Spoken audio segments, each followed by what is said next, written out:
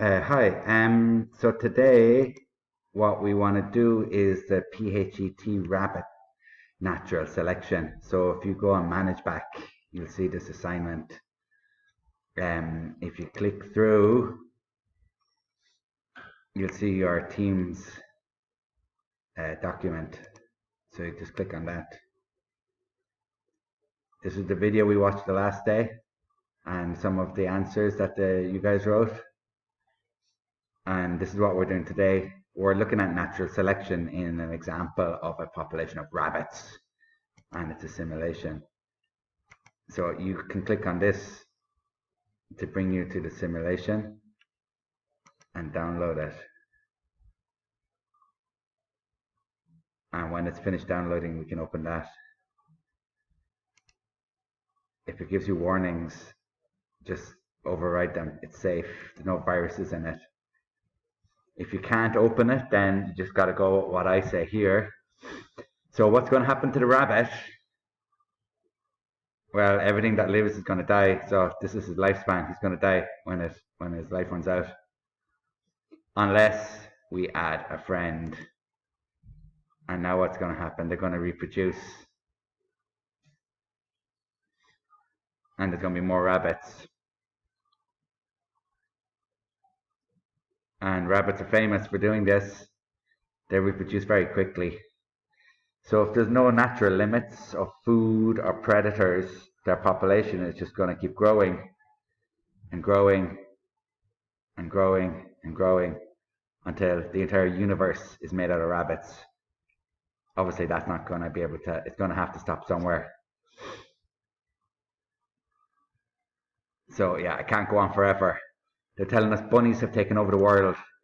So let's just look back now at our question on our assignment.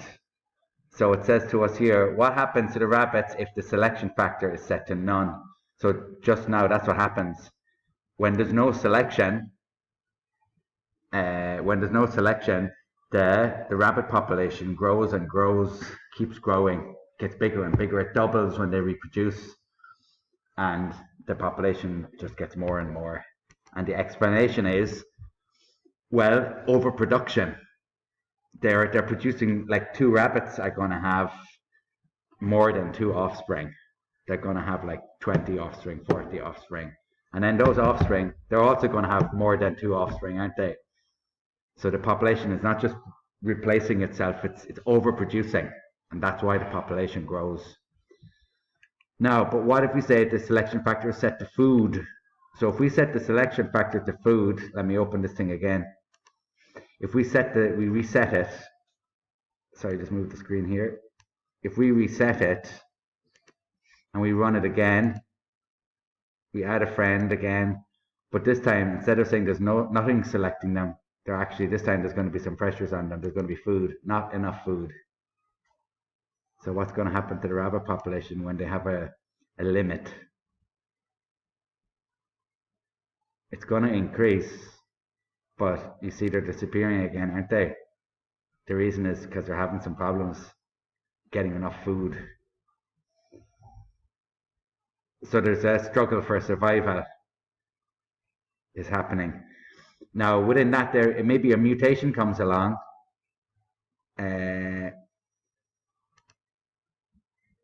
Some rabbit with super teeth that are better at eating the food.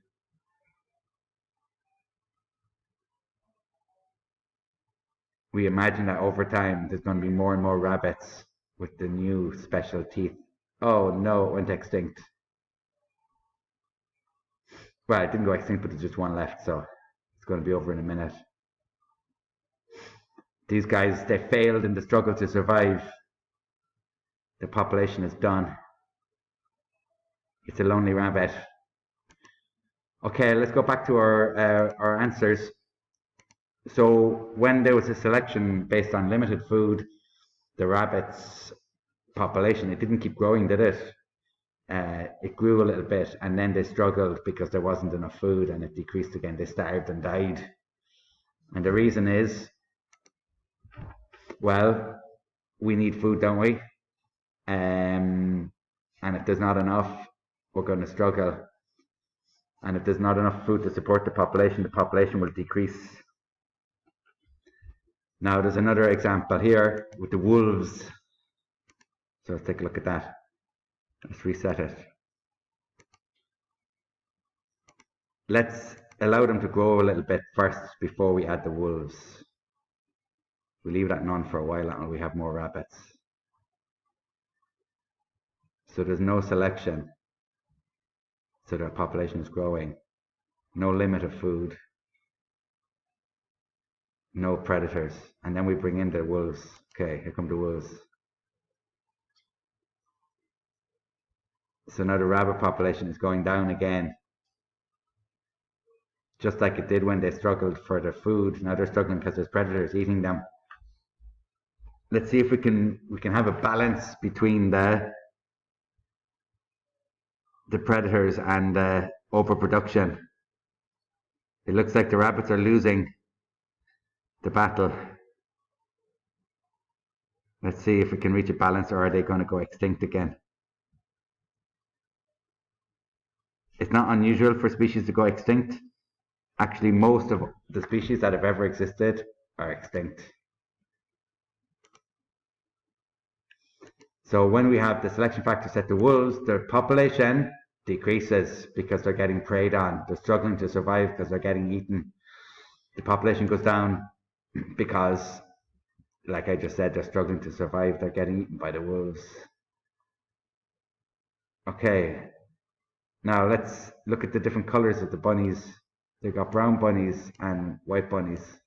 So they want us to add a mutation. We're going to need to let their population go a little bit bigger. We'll add in the brown bunnies as well.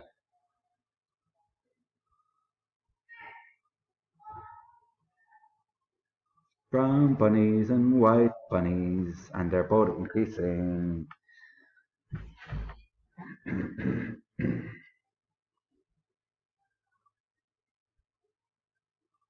It looks like there's more white bunnies. Now, I think it's time to add the wolves. Wolves. So what do you reckon is going to happen here? What bunnies are going to be easier to catch? White ones or brown ones?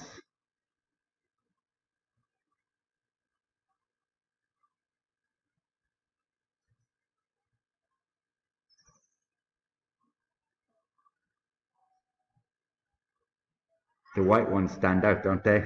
Against the background. So they're going to be easier for the wolves to see them.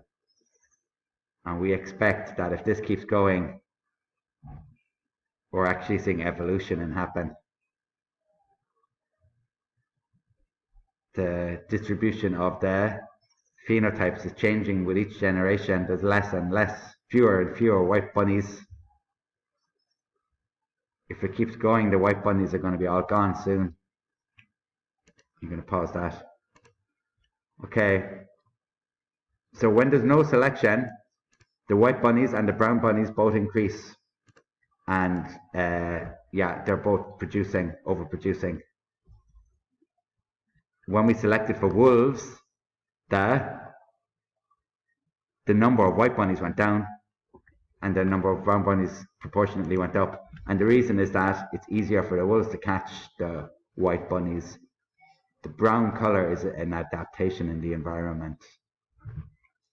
If we select for food, let's go back, sorry. If we select for food instead of wolves, what's going to happen to the relative numbers of the white and brown bunnies?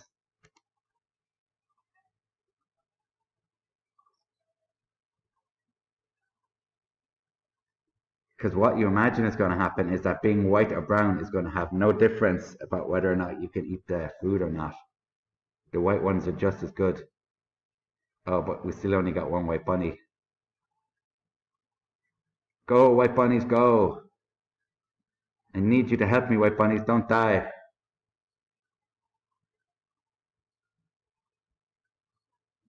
Oh, the white bunnies are all gone. Oh my God, that wasn't supposed to happen.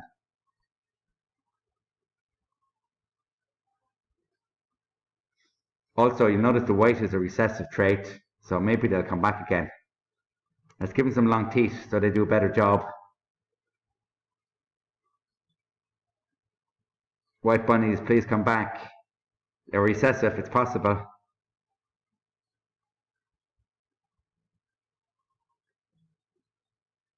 No, they're not. Let's turn it to the Arctic.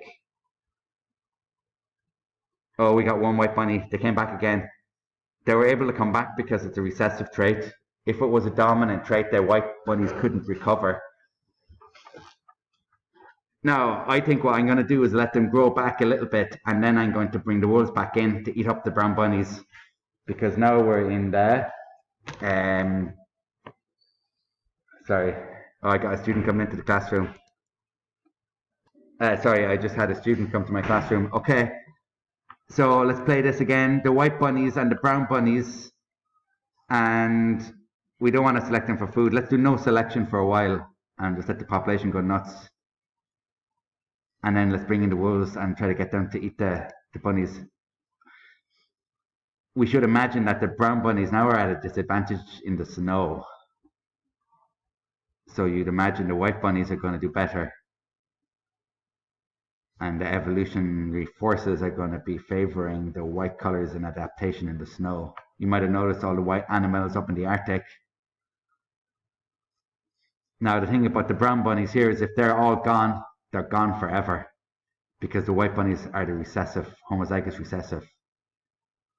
They don't carry the brown bunny trait at all. So we got two last brown bunnies. If they're gone, the trait is gone forever.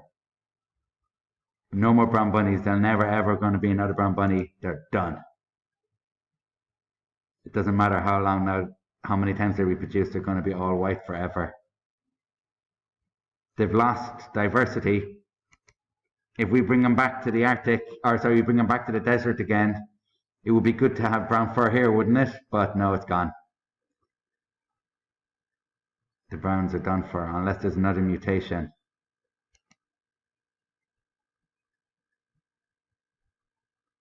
Try brought them back by adding another mutation. So let's just look back at our answers again. What's our question? What happens over time to the relative number of the colors? So we imagine if selection is with food, it's going to have no effect on the relative numbers of the colors because the color is not an adaptation when there's a lack of food. That's the explanation. When there's wolves, we imagine that in the desert, the brown bunnies are going to be better adapted, so the number of brown bunnies is going to increase and the number of white bunnies are going to decrease. But in the Arctic, we imagine that the number of white bunnies is going to increase. So that's what they're talking about here, what happens when we're in the Arctic. I think that video is long enough, so maybe we can just do as far as here for writing answers. I've written answers already, so I'll be comparing the answers that I wrote to the answers that your teams write. So I hope this video helped. This is our first time attempting this, so we're learning. I'm learning too. So if you can, with your team, write responses here, and I will comment to let you know if your answer is going in the right direction or not. Thank you.